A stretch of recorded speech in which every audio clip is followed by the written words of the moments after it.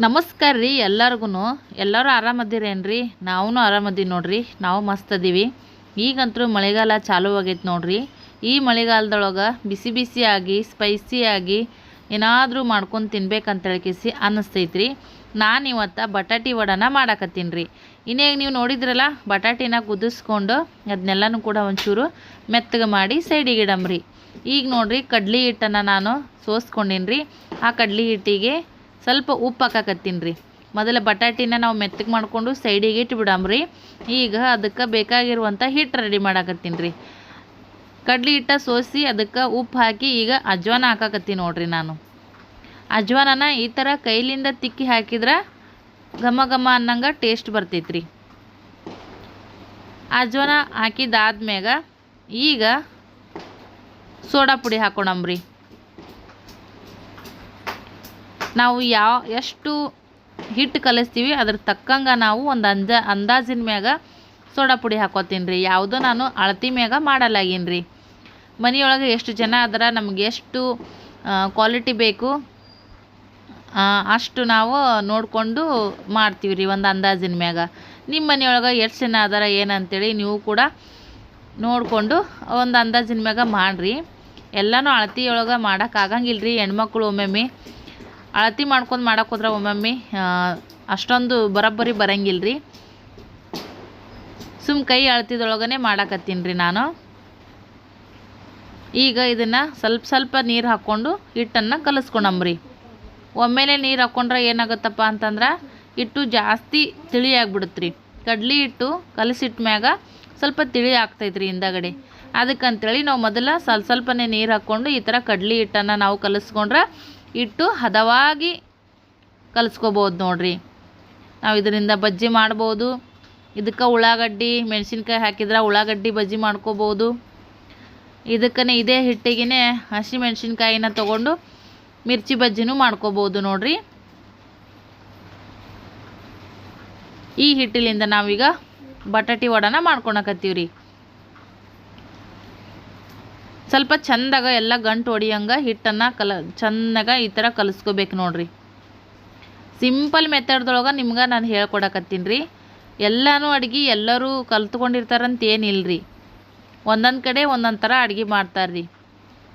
ಈಗ ನೋಡಿರಿ, ಇನ್ನೊಂದು ಚೂರು ನೀರು ಹಾಕ್ಕೊಳಕತ್ತೀನಿ ರೀ ನಾನು. ಒಮ್ಮೆಲೆ ನೀರು ಹಾಕ್ಕೊಂಡ್ರೆ ನನಗೆ ಅಳತಿ ಗೊತ್ತಾಗಂಗಿಲ್ಲ ರೀ. ಅದಕ್ಕಂತೇಳಿ ಸ್ವಲ್ಪ ನೀರು ಹಾಕ್ಕೊಂಡು ಈ ಥರ ನಾನು ಕಲಿಸ್ಕೊತೀನಿ ರೀ.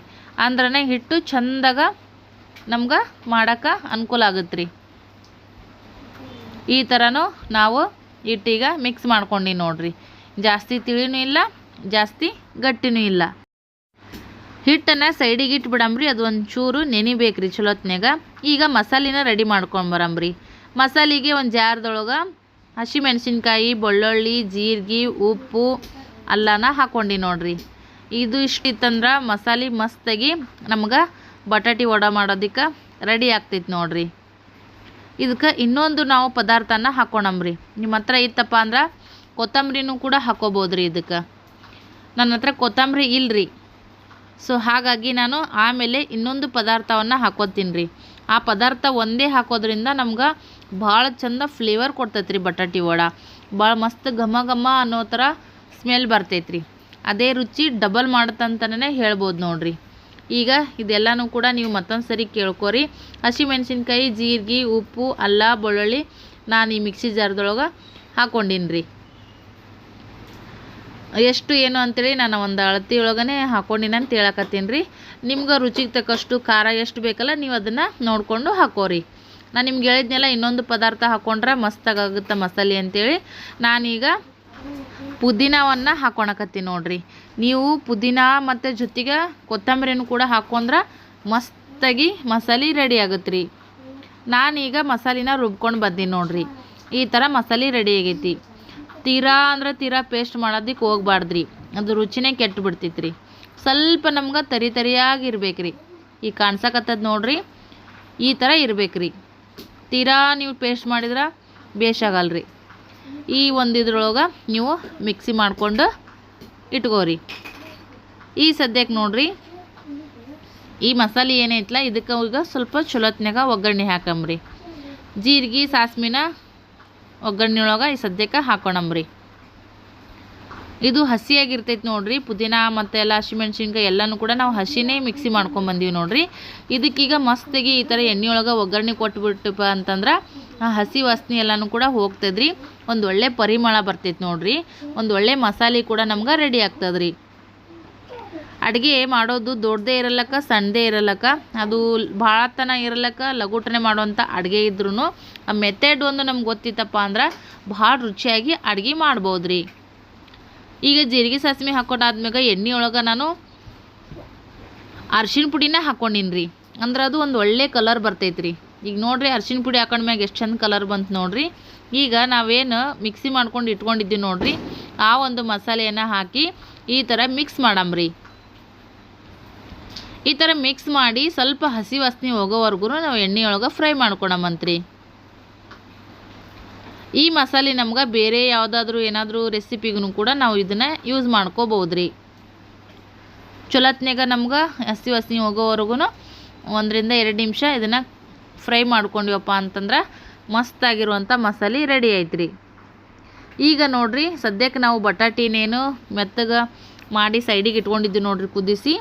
ಆ ಬಟಾಟಿಗೆ ಈಗ ಈ ಮಸಾಲೆಯನ್ನು ಹಾಕೋಣಮ್ರಿ.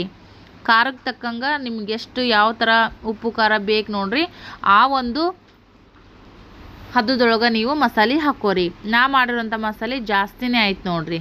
ಅದಕ್ಕಂತೇಳಿ ನಾನೀಗ ಈ ಬಟಾಟಿಗೆ ತಕ್ಕಂಗೆ ನಾನು ಮಸಾಲೆನ ಹಾಕ್ಕೊಂಡು ಈಗ ಚಲೋ ಹೊತ್ನಾಗ ಈಗ ಮಿಕ್ಸ್ ಮಾಡ್ಕೊಂಬಿಡಮ್ರಿ.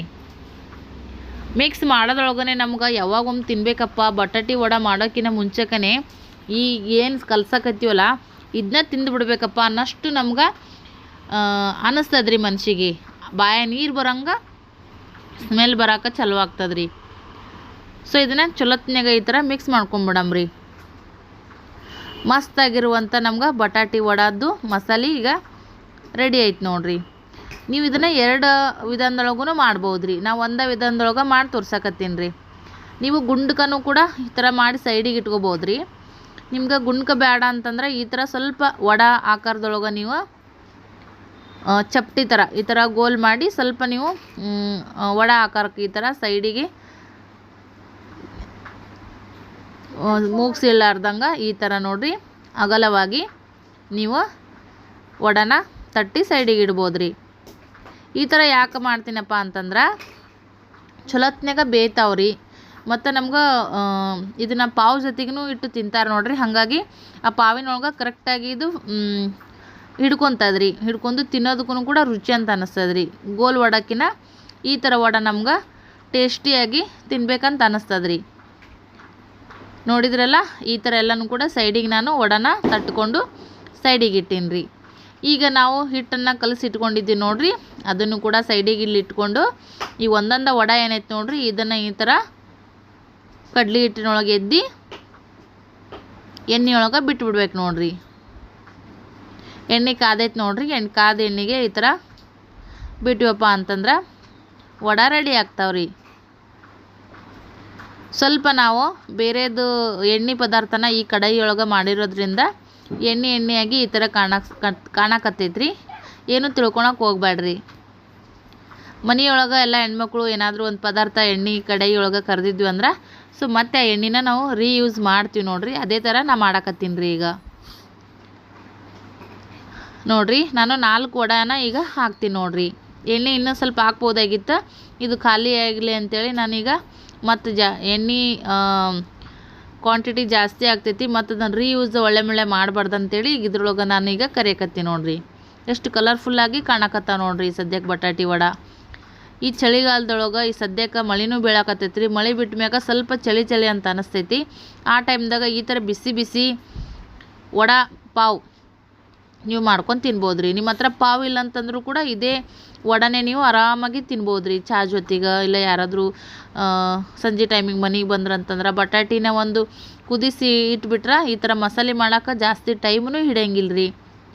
ಸ್ಕೂಲಿಂದ ಮಕ್ಕಳು ಕೂಡ ಈಗ ಸೆಲವಾಗ್ಯಾವಲ್ಲ ರೀ.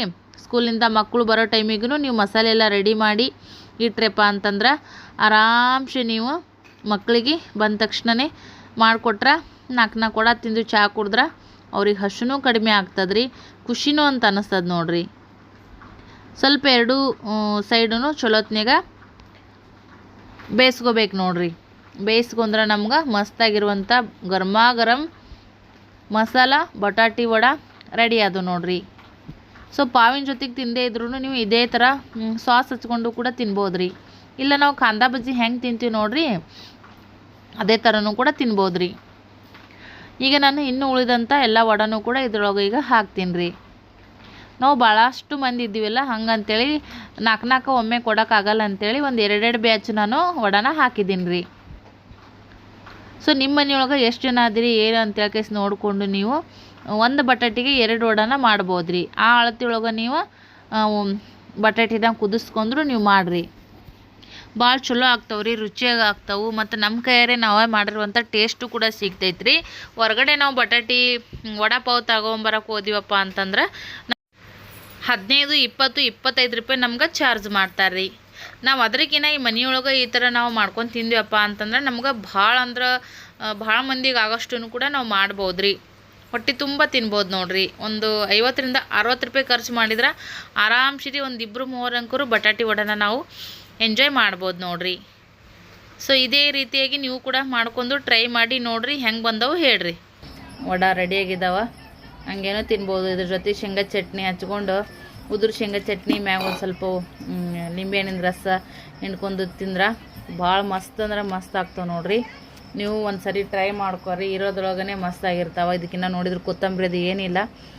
ನಮ್ಮ ಯಜಮಾನ್ರಿ ಕೇಳಮ್ಮ ಹೆಂಗಾಗ್ಯಾವ ಅಂತೇಳಿ. ಉಪ್ಪು ಖಾರ ಎಲ್ಲ ಹೆಂಗಾಗ್ಯಾವ ರೀ? ಮಸ್ತ ಕೊತ್ತಂಬರಿ ಇಲ್ಲ, ಲಿಂಬೆಹಣ್ಣು ಇಲ್ಲ, ಲಿಂಬೆಹಣ್ಣ ಕೊತ್ತಂಬರಿ ಕಮ್ಮಿ ಬಿತ್ರಿ ಅದಕ್ಕೆ. ಈ ಮಳೆ ಬರಾಗ ಹಿಂಗೇನು ಕೂಡ ತಿನ್ಬೋದು ರೀ ನೀವು. ಪಾವು ಬೇಕೇ ಅಂತೇನಿಲ್ಲ, ಹಿಂಗೇನು ಕೂಡ ತಿನ್ಬೋದು. ಸೊ ಇದನ್ನು ಒಂದು ಸರಿ ಟ್ರೈ ಮಾಡ್ಕೊರಿ.